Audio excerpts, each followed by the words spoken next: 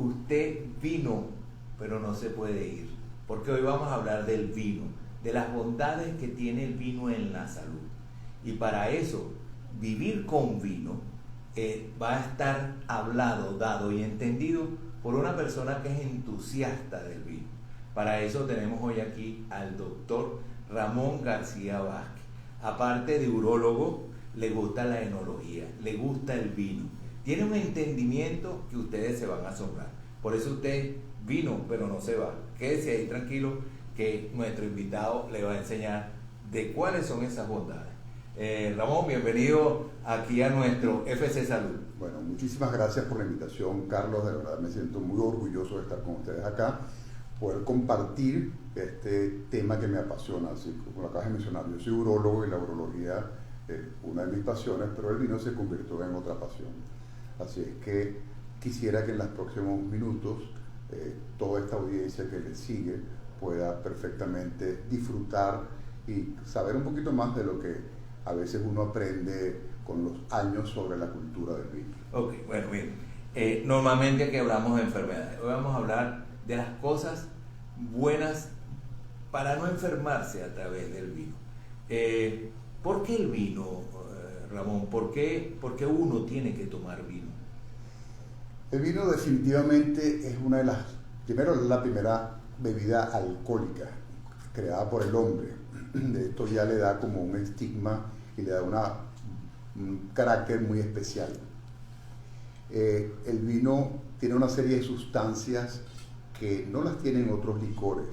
La uva tiene más de 500, está compuesto por más de 500 sustancias antes de la fermentación inclusive, y después de la fermentación existen tantas otras que son muy importantes, son alcoholes, flavonoides, azúcares, minerales como el potasio, de tal manera que el vino es, como lo ha demostrado y como lo han demostrado muchísimos trabajos, una de las bebidas que consumida en forma sensata, en forma acertada, no con excesos y haciéndolo habitualmente en forma consuetudinaria, tiene particularmente beneficios para la salud, especialmente para la parte cardiovascular.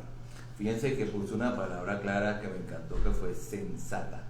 Es decir, nosotros antes de llegar aquí tuvimos una mini tertulia en el almuerzo y existe una característica de que el venezolano acumula.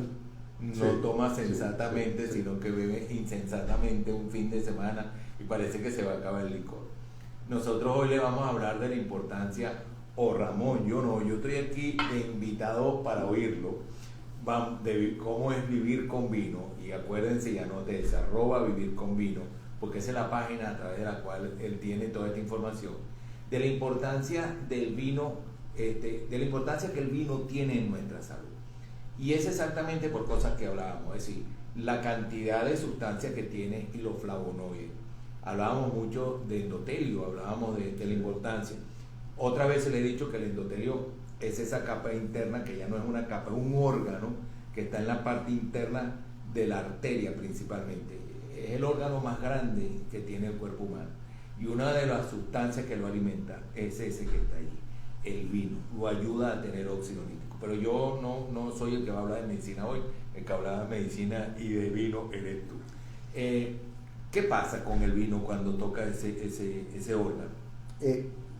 Todo esto del vino surge precisamente a través de los cardiólogos. Los cardiólogos comenzaron a hacer recomendaciones por los años 70, aunque ustedes dirán que hace un urólogo hablando de un tema cardiovascular o de cardiología, pero realmente ahí es donde comienza todo. Los cardiólogos comenzaron a hacer recomendaciones sobre la ingesta de licor, sobre la dieta muy baja en colesterol, en grasas saturadas, y surgieron unos estudios, un estudio inclusive de la Organización Mundial de la Salud llamado Mónica. Pero al final de ese estudio, una de las cosas que se dieron cuenta era que los franceses, aun cuando ingerían grasas saturadas y sus comidas eran ricas en colesterol, tenían una menor incidencia de enfermedades cardiovasculares. Y llegaron a la famosa palabra de la paradoja francesa, que era cómo se explicaba un país que tenía grandes consumos de grasa por foie gras, por los distintos tipos de queso que tienen los franceses, Y el mínimo o lo que hacía la diferencia definitivamente era el vino tinto.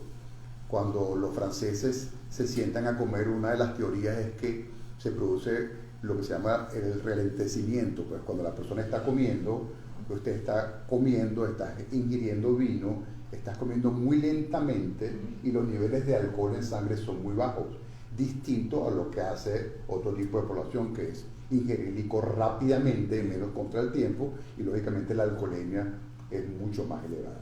Pero el vino tinto es lo que definitivamente ha hecho la diferencia con respecto a esa paradoja francesa.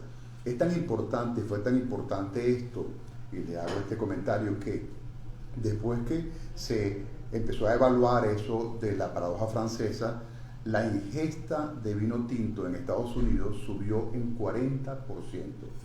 Los americanos comenzaron a subir considerablemente el consumo de vino tinto. ¿Tiene algo que ver eso de la aparición del vino californiano o es otra historia diferente? No, el vino californiano es la historia del vino.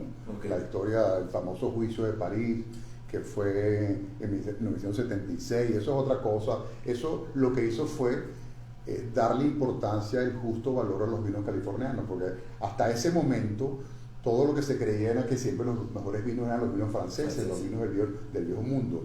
Y hubo dos personas, Steven Spurrier y Patricia Calver, que eran dos ingleses que tenían una tienda de vino en Francia llamada Cap de la Madeleine, y ellos, con motivo de los 200 años de Estados Unidos, decidieron: vamos a traer vinos californianos y para que la gente los conozca.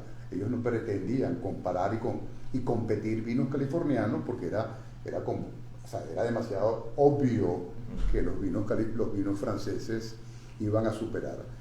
Y entonces ese día llevaron vinos desde Inglaterra. De hecho, ninguno de ellos conocía nada de vinos californianos. Escogieron unos vinos en Napa, Sonoma, y ese día en un hotel intercontinental en París hicieron el famoso juicio de París, donde el vino blanco que ganó, que fue un Chateau Montelena, ganó por 5 puntos, que fue el vino, y el vino tinto ganó un Stacklick, le ganó nada menos y nada más que un Baron Rothschild, había un Haut-Brion, o sea, había vinos buenísimos.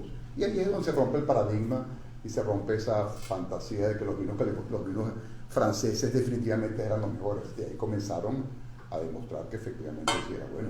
Bueno, ya tiene 2 regiones de donde tomar vino, sí, para ayudarse en su salud. Ya hablamos de la importancia que puede tener el vino a nivel cardiovascular.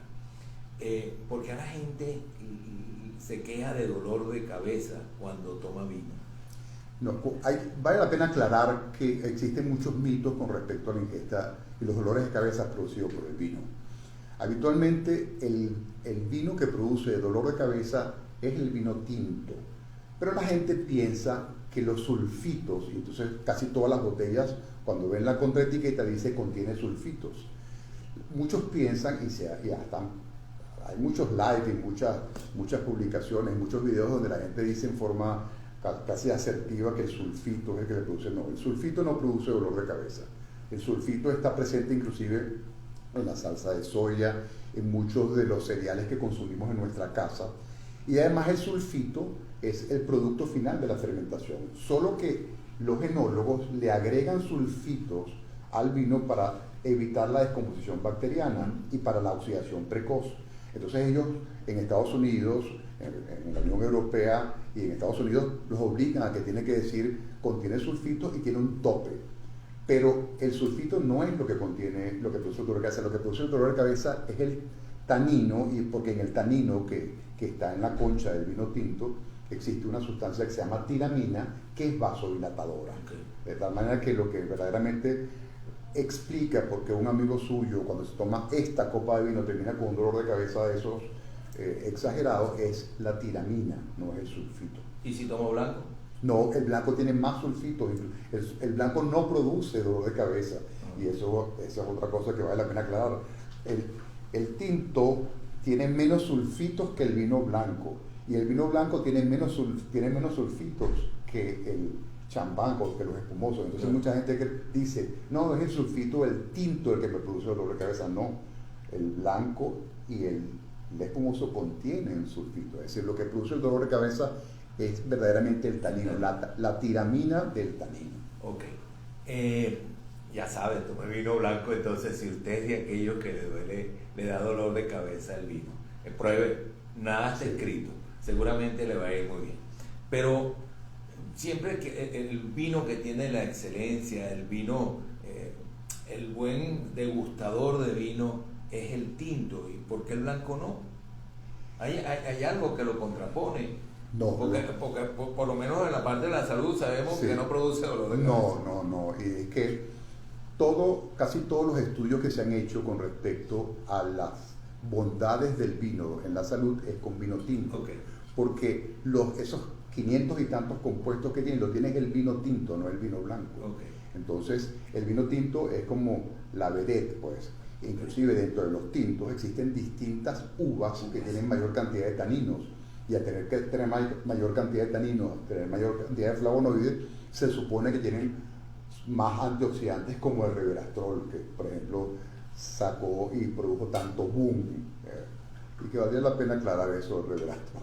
Bueno, vamos a seguir. Sí, eso es interesante, eso del resveratrol, porque las bondades del vino no dependen de una sola sustancia.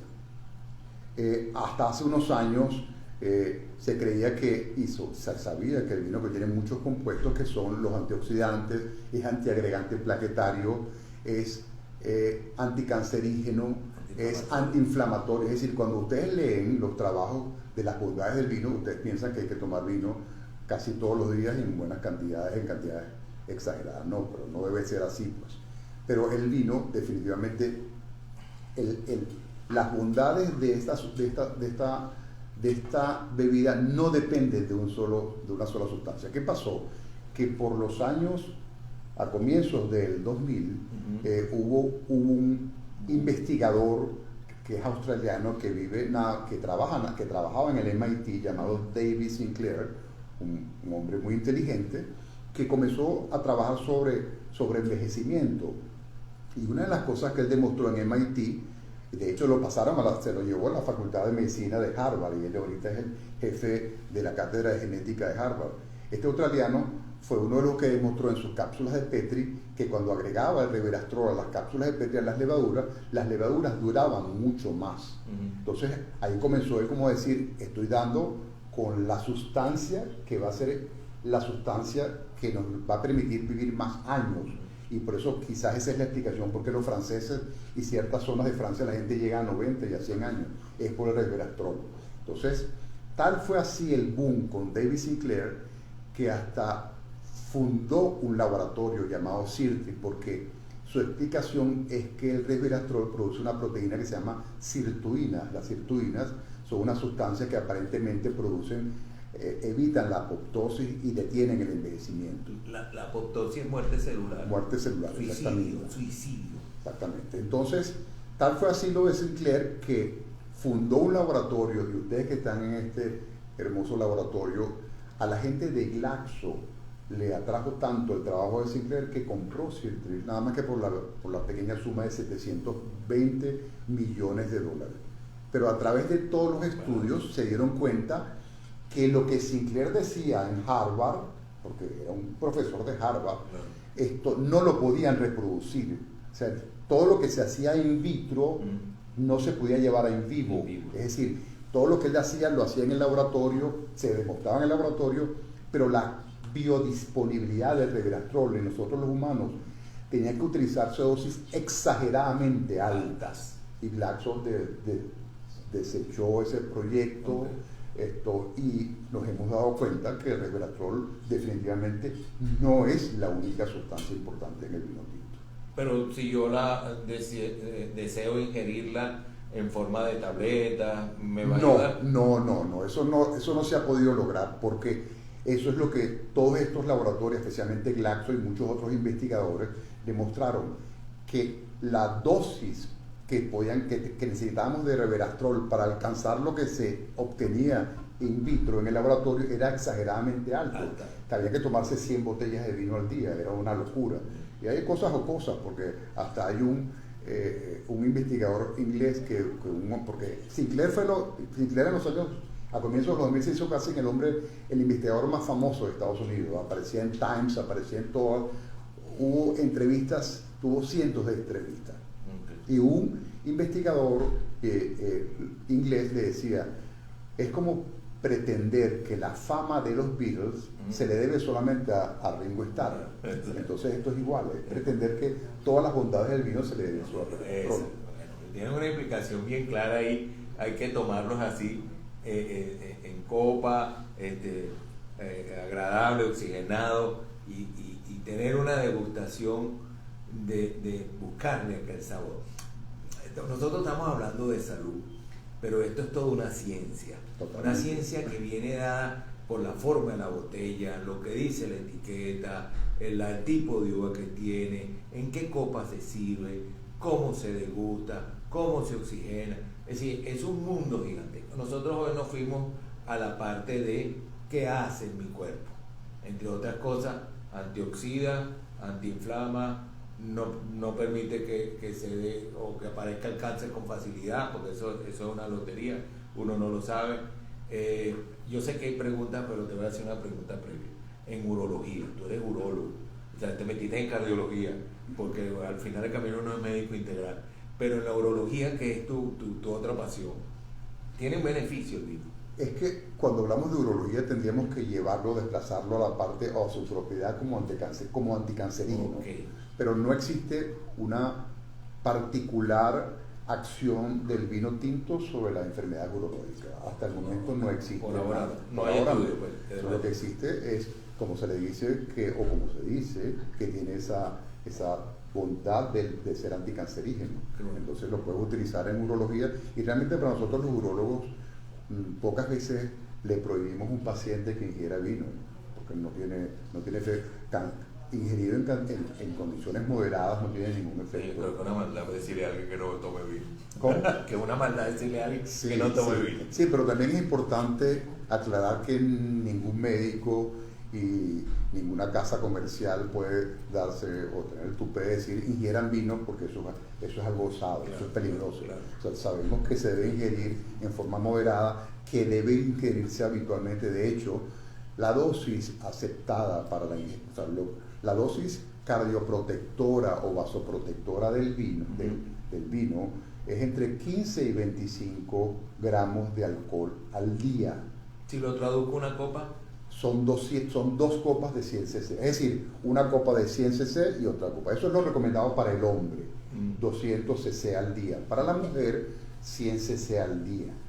Pero no hay un efecto acumulativo. Es que si yo no ingiero vinos lunes, martes, miércoles, el sábado entonces me voy a tomar la botella. Claro, eso no tiene. Y además no se puede generalizar, no se puede decir y recomendar ingiera vino, porque hay que tomar en cuenta la edad, las enfermedades. Un diabético no podemos estarle recomendando vinos tan abiertamente, sería una insensatez.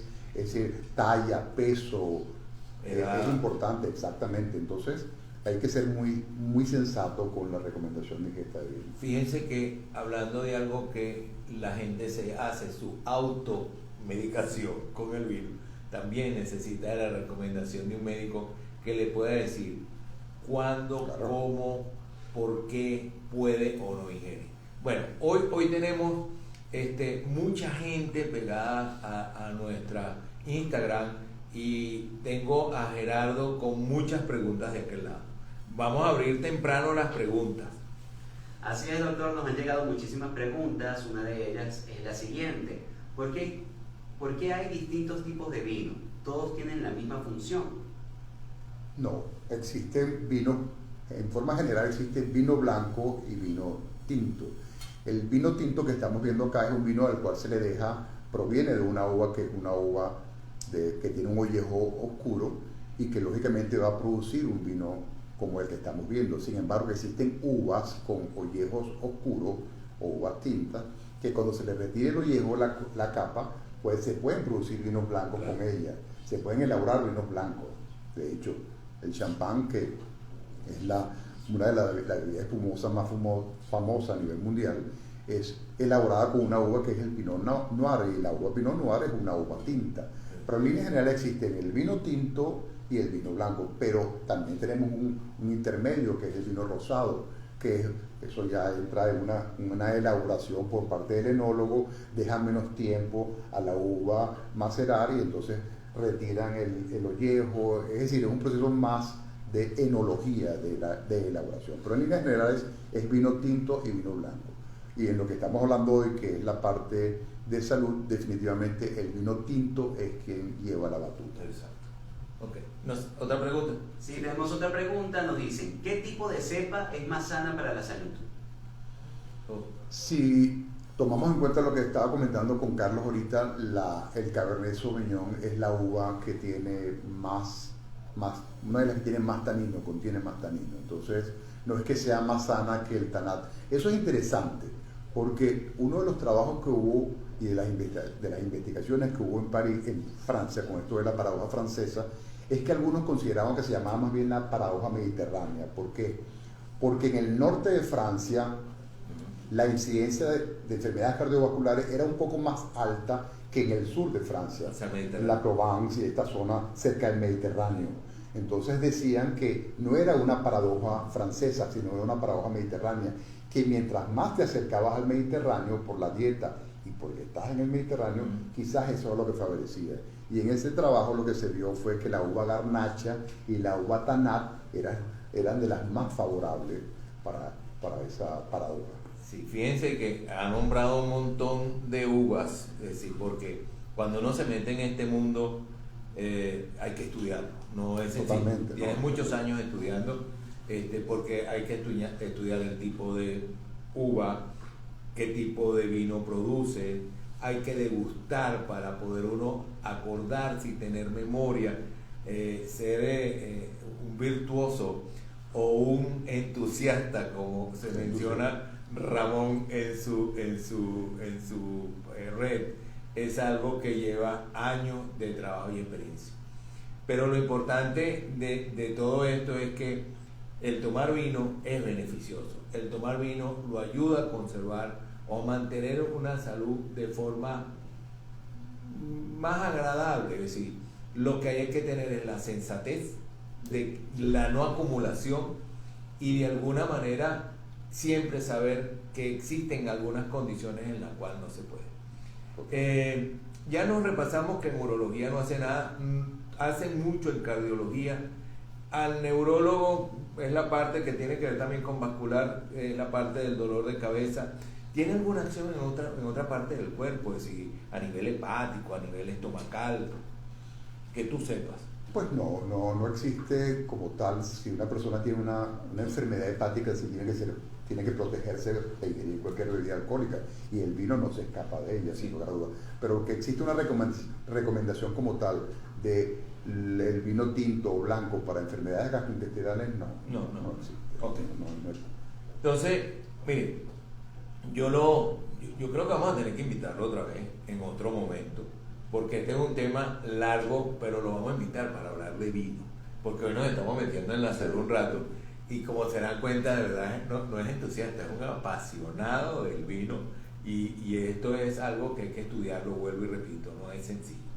De la uva, del trasegrado, es decir, de la parte de cuando la uva lo han visto quizás en lo que han visto en alguna película, han visto que hay gente que la pisa. Ya hoy por hoy hay prensa y hay maquinarias que lo hacen, antes eran de madera, ahora están hasta de acero inoxidable y todo demás. Cuando eso se hace, uno saca el jugo, pero queda un resto de uva, semilla, ¿cómo se llama? Tallos, y de ahí salen otro tipo de bebidas. De esas bebidas, que normalmente son destiladas y terminan siendo aguardientes, tienen los mismos efectos que el vino, vienen de la misma uva. Sí, fíjate, lógicamente yo no soy un enólogo, pero lo que acabas de mencionar es totalmente cierto. Las bebidas que obtienes de esos restos, de los raspones y todo lo que ha sido pisado, una de las bebidas habituales es el orujo, que es el orujo que utilizan los españoles, pero también tenemos la grappa en Italia. La grappa en Italia. Esos son licores que siempre ellos consideran que son licores digestivos, pero Los licores como tal, el licor, el efecto cardioprotector y el efecto vasoprotector verdaderamente proviene a partir del etanol, que es el licor. Es decir, que una persona ingiera una copa de orujo al día o 2 copitas de orujo, quizás va a tener el efecto protector por la parte del alcohol, pero no tendrá otros efectos por las distintas sustancias que se encuentran en el vino tinto. Pero no sé cuál es la cantidad de orujo o cuál es la cantidad de grapa que puede ingerir una persona, pero los vinos espirituosos, las bebidas espirituosas y la cerveza se ha demostrado que no tienen las mismas características y que no tienen las mismas bondades que el vino tinto. De hecho, hubo un trabajo danés, que el Danish Study se llamaba, donde demostraron que las personas que ingerían en Dinamarca una buena cantidad de cerveza y licores espirituosos tenían más riesgo cardiovascular y tuvieron más enfermedades cardiovasculares que solo las que ingerían vino tinto. Y vinos de otra fruta o de semilla, por ejemplo, los japoneses tienen vino de arroz. Sí, ese vino tiene la misma virtuosidad que tiene un vino de uva. No. Y valga la redundancia. No, porque el tanino es lo que produce. Y el vino tiene flavonoides, sustancias no flavonoides, etanol, azúcares. El vino tiene tantas cosas que por eso es que es difícil comparar una bebida que tenga tantos compuestos antioxidantes como lo tiene el vino tinto. De hecho, las sociedades cardiovasculares, las sociedades de cardiología, en muchas oportunidades han dicho que tomarse un whisky o tomarse 2 whiskies tienen un límite. En este instante no sé cuál es la dosis, no sé si es una onza, tiene un efecto cardioprotector también. Sí. Fíjense toda la cantidad de bebidas que se han repasado, pues, aguardiente, whisky. Si metes el ron tiene la misma historia parecida a la del whisky, pero hasta ahora no hemos superado las virtudes de un vino. O sea, nosotros vinimos y nos sentamos aquí a hablar de vino y por eso me dijo, no se vaya, porque ya vino. Me voy con más preguntas. Y no se han ido porque las preguntas siguen llegando. Doctor, ¿algún efecto del vino sobre la salud de la próstata? No existe nada. Hasta el momento no hay ninguna relación. Yo sé que estamos en el mes de la próstata, estamos en noviembre, pero no decir ahorita que existe un trabajo como tal, no existe ninguna relación. Y ya que tocó Movember, estén pendientes, vienen varios urólogos y sexólogos a hablar de Movember muy pronto. Ya les vamos a avisar, estén pendientes de nuestro Instagram. Otra pregunta, Gerardo. ¿Vale la pena Resveratrol en cápsulas? No, eso no existe. Sí existe, pero las dosis no llegan, no existe esa biodisponibilidad. Si te puedes tomar el frasco completo y te toman una muestra de sangre, probablemente no vas a tener la cantidad de resveratrol que deberías tener para producir los efectos médicos. Exacto. ¿Podemos decir cuánto dura un vino después de su elaboración? Depende. Una de las cosas que daña un vino es la oxigenación. Es decir, cuando destapamos una botella de vino y si la dejamos así, probablemente mañana vamos a tener un vino con un sabor totalmente distinto, y si la colocamos en la copa, las características organolépticas también van a cambiar. Comentábamos antes de este live que eso fue lo que le valió el término o el designar a Pasteur como el padre de la enología, porque a él se le pidió que Napoleón III, que era en ese momento en Francia, pues el que se preocupaba por la parte económica, le dijo que estudiara el vino y supiera por qué se estaban dañando y Francia estaba perdiendo tanto dinero. Eso le valió a Pasteur el llamado de Toussaint-Levant, que es un estudio que duró casi 3 años, donde demostró que las levaduras no eran el producto final de la fermentación, sino que las levaduras eran las que ocasionaban la fermentación. Y eso lo hacían sin oxígeno, en condiciones anaerobias. Y que lo que daña el vino es precisamente el oxígeno. De tal manera que cuando nosotros destapamos una botella de vino, si queremos que permanezca 2 o 3 días, podemos utilizar salvavino. Cuando extraemos el oxígeno, que se llama así salvavino, a lo mejor ese vino lo podemos seguir disfrutando 24 o 48 horas después. Hay otra pregunta. Sí, por acá tenemos otra pregunta, o bueno, una explicación también. Dice, la destilación hasta doble o triple elimina los polifenoles, va dejando solo el alcohol. ¿Esto es cierto? ¿La qué? La destilación. Ajá. La destilación del vino, de doble o triple, elimina los polifenoles. No, pero es que no es que se esté destilando, el vino se está fermentando y eso quizás esta pregunta la están haciendo referente a lo mejor el Oporto, que es una de las bebidas en las cuales interrumpen la fermentación porque le agregan alcohol. Entonces se queda el azúcar y queda un vino muy dulce con más grados alcohólicos. Pero eso no elimina los polifenoles. Un Oporto probablemente también tiene polifenoles, no necesariamente. Metiste el Oporto, que es un vino, lo deben haber probado, muy dulce, alcohol, se utiliza siempre como un aperitivo, porque produce mucha sensación de hambre. El Jerez, el coñac, porque también son derivados. Sí, son vinos, el Jerez es un vino fortificado también. Okay. Eso es lo que llaman fortificado también. Okay. ¿Y el coñac?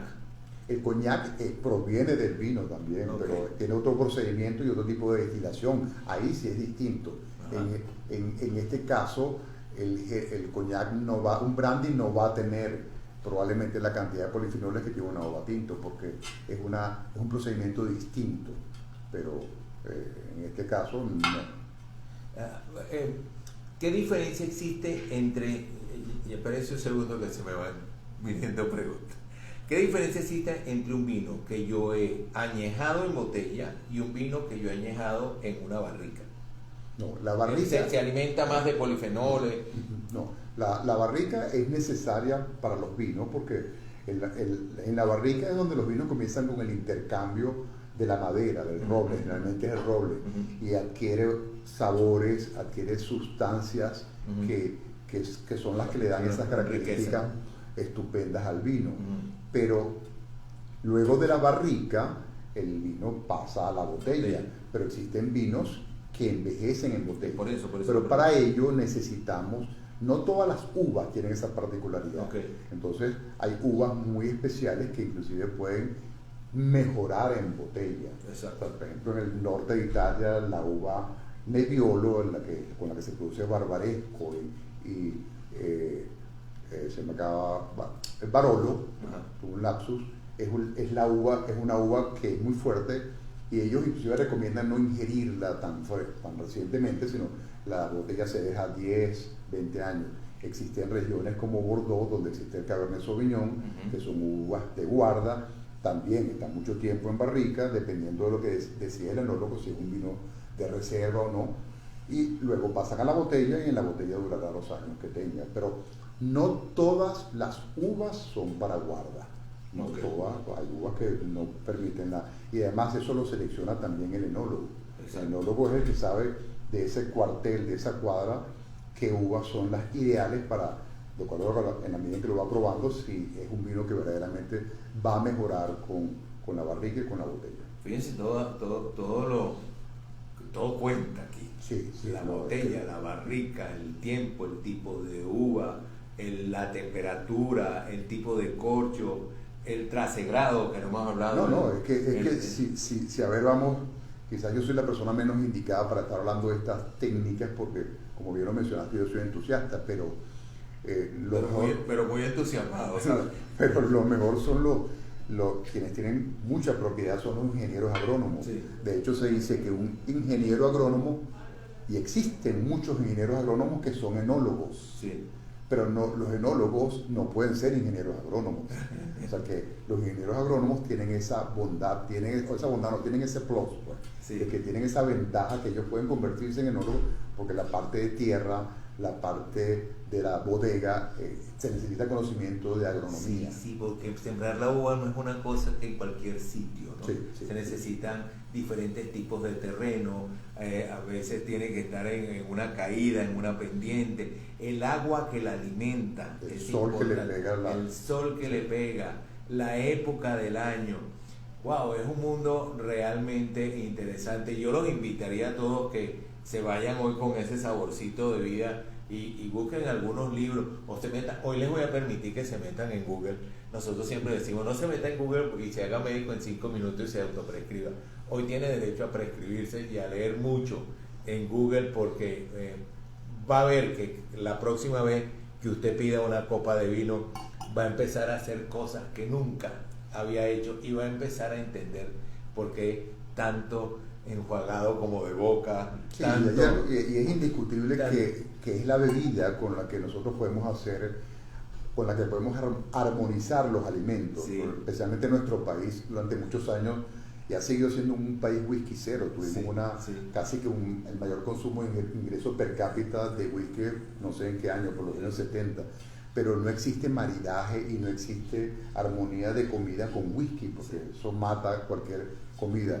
Y está demostrado que el vino es la bebida ideal para acompañar alimentos. Sí, lastimosamente se han puesto muy costosos. Sí. Esta invitación es cariñosa, pero de alguna manera no pierda la oportunidad de hacerla, porque no solo va a aprender algo más en la vida, siempre hay que aprender algo más y llevarse los bolsillos llenos de vida y de experiencia, sino que sabe que con le va a ir mejor en lo que se refiere a salud, que con otras bebidas que no son tan espectaculares en su contenido para ayudarte a tener una buena salud. Yo no sé si hay más preguntas, siempre hay preguntas.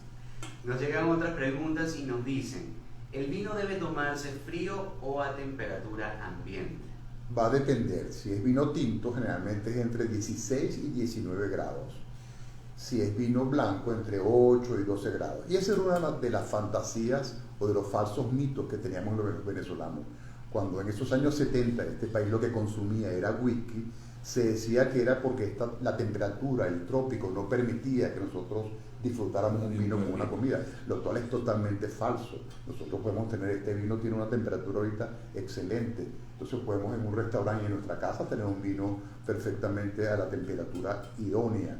Inclusive si se va a un restaurante y el vino está caliente, se pide una vasija con hielo, se enfría unos minutos y cuando uno considere que está fresco, pues que está en ese orden de 18 o de 14, mejor dicho, de 16 a 19 grados, se puede ingerir. Pero tintos un poco más, entre 16 y 19, y blancos entre 8 y 2. ¿Es correcto, ya que estás hablando de tinto y blanco y estamos hablando de temperatura, de ese pensamiento de que carnes blancas con vino blanco, carnes rojas con vino tinto? No. Te lo hago porque yo sabía que me iba a decir que no, porque eso no es así.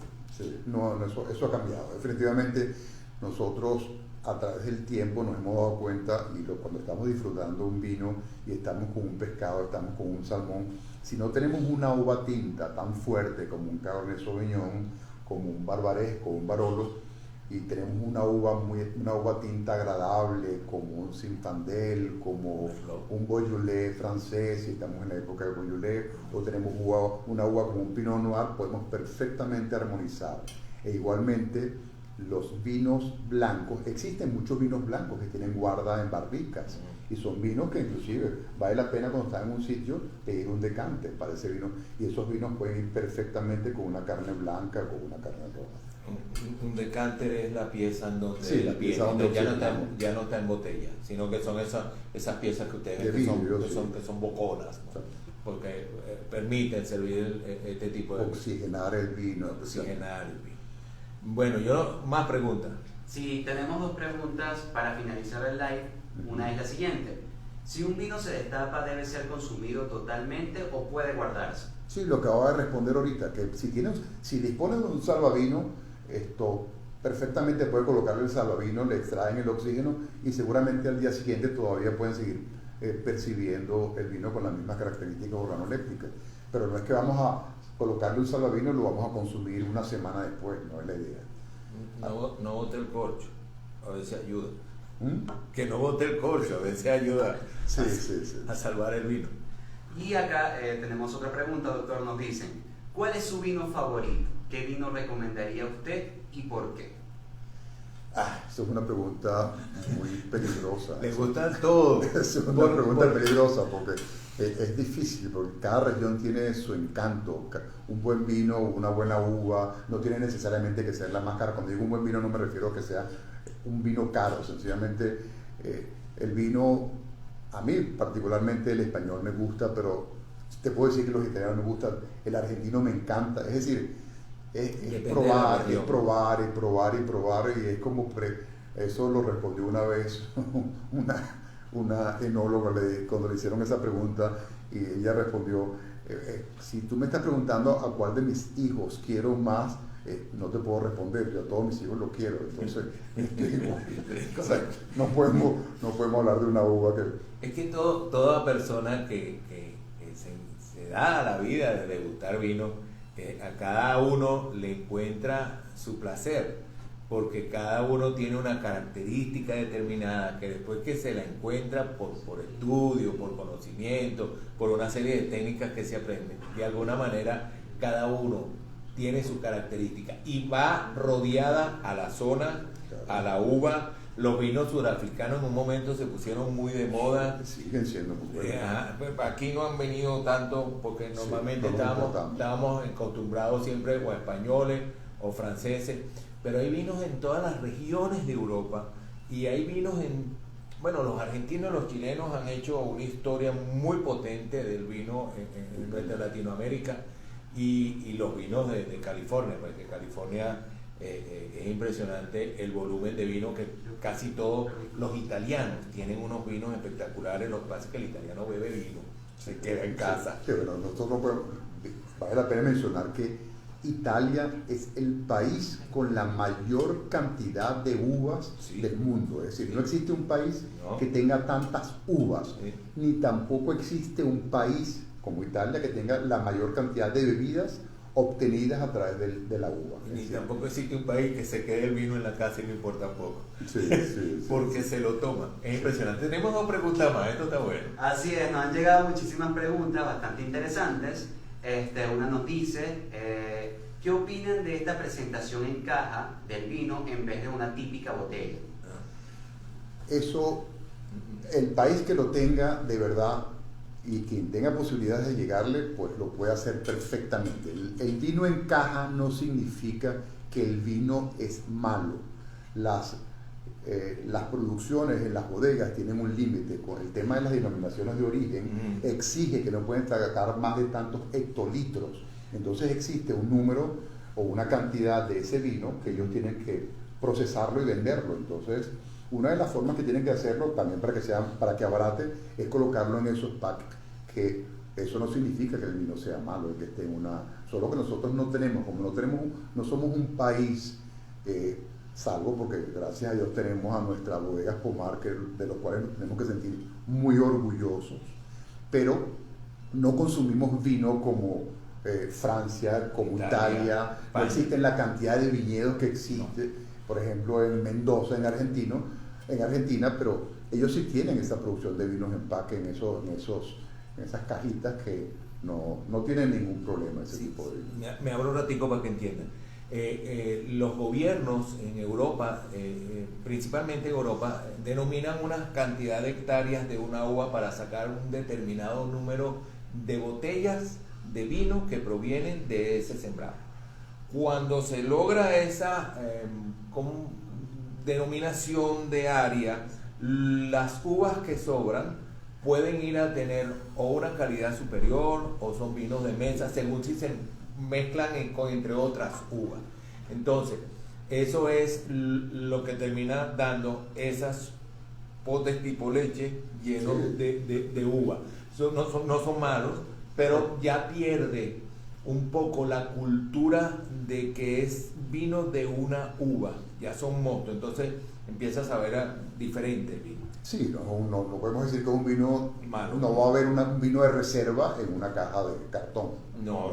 Pero sí puedes tener un recipiente que corresponde a 5 o 10 botellas, y si tienes un evento en tu casa y decidiste ese día servir uva tempranillo, existen envases que tienen una uva tempranillo, por poner un ejemplo, y ese día vas a servirle a todo el mundo y vas a quedar muy bien, pues no tienes que estar llevando botellas, es hasta práctico también. Sí, la gente se va tempranillo de la casa, pues se acaba el lugar. No vamos, algo cosa tenía yo que poner. Nos vamos a otra pregunta. Por acá nos dice, 2 preguntas más. Doctor, recomiende un vino para los jóvenes de Caracas o Venezuela que no pueden gastar en un vino tan costoso. ¿Cuál es su recomendación para los jóvenes que quieran tomar esta bebida? Sí, hay algo importante. Los vinos del Nuevo Mundo, los vinos de nosotros, los vinos de Argentina, los vinos de Chile, Nuevo Mundo, cuando digo Nuevo Mundo me refiero a Chile, Argentina, California, Australia, pero nosotros, en especial nosotros que estamos tan cerca, porque estamos en América del Sur, los vinos argentinos y chilenos tienen una gama de vinos que son asequibles económicamente. Son vinos que puedes conseguir verdaderamente buenos precios. Es triste decirlo, pero de repente tú estás en España y ya llegas a un restaurante y existen vinos, una botella de vino de 3 euros que te lo colocan con la comida. Eso no existe en nuestro país. No. Eso no existe. Entonces, allá sí puedes consumir vino a cualquier edad porque tienes acceso a esas cantidades. Aquí los vinos españoles realmente no son tan económicos como estoy mencionando, pero casi siempre los vinos del Nuevo Mundo, y especialmente Argentina y Chile, inclusive Uruguay, a nosotros nos están llegando vinos uruguayos. También está el tema de que no todos los uruguayos son baratos, pero tienes más acceso a ese tipo de uvas con precios más asequibles. Sí. En Venezuela, ¿cuál es la mejor zona para desarrollar cultivos y transformación de materia prima para este producto terminado?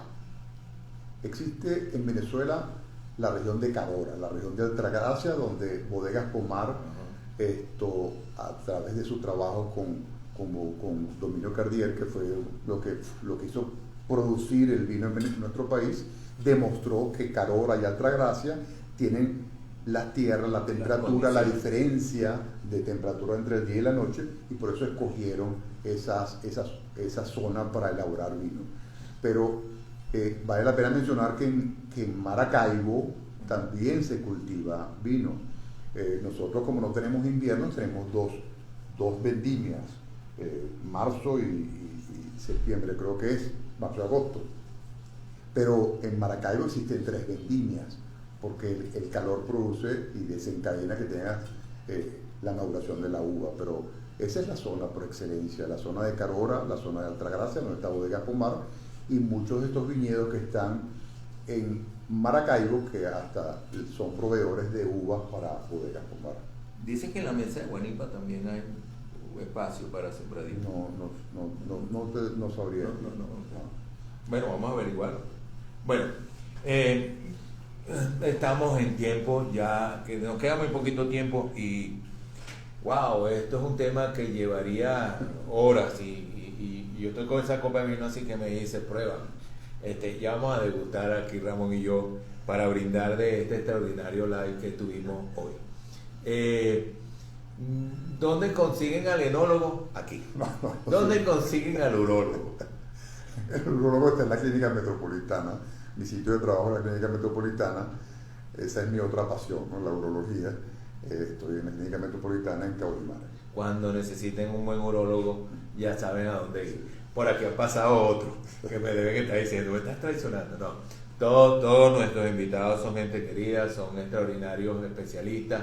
Algunos son especialistas en vino, otros son especialistas en comer, otros son especialistas en lo que sea. Lo que queremos es traerle siempre personas que lo acompañen a usted y que le digan cosas que dan sabor a la vida, que son nutrientes al placer de existir, y que de alguna manera lo único que le invitamos es esta vez no automedicarse, esta vez no emborracharse. Hay que tomar e ingerir licor de forma moderada, consciente, con el juicio y la responsabilidad que debe tener esto. El exceso de cualquier cosa hace mucho daño y de alguna manera es todo un arte. El área de la viticultura del vino, y yo los invito a que hagamos de esto un placer, hagamos de esto algo así como que ser otro entusiasta más del vino, porque hay que vivir con vino. No pierda esa página, @vivirconvino, es la página que él no les dijo. Los vamos a invitar para el martes que viene, otra vez a otro live de FC Salud por @FC Piso Pharma, en donde le vamos a dar siempre el mejor consejo para que usted tenga la mejor forma de vivir. Gracias a nuestra producción, la señora Farar Velar. Hasta luego. Gracias a nuestra dirección, Luminito, etcétera, etcétera, preguntador Gerardo Frey. Gracias, Ramón, Gracias por a ustedes haber por la venido a invitación. dar una clase de vino. Y quien les habla, Carlos Lezama, certificado de locutor 10.608. Hoy no lo doy del Colegio Médico porque no hablamos mucho de medicina, pero sí hablamos de algo que gusta mucho. Salud, Salud. Ramón, y muchísimas gracias. Gracias por la Hasta invitación. luego. Hasta luego. Muchas gracias a todos ustedes.